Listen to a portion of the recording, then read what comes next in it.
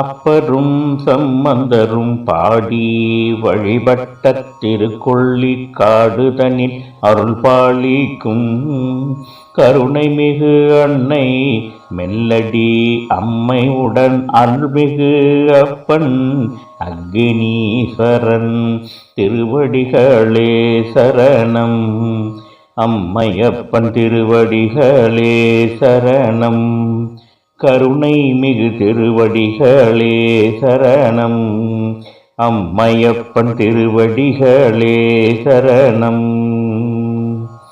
பொங்கு சனிக்கும் அருள் புரிந்த அம்மையப்பா, இனி எங்களுக்கும் அருளை பொழிய வாவா நீவா.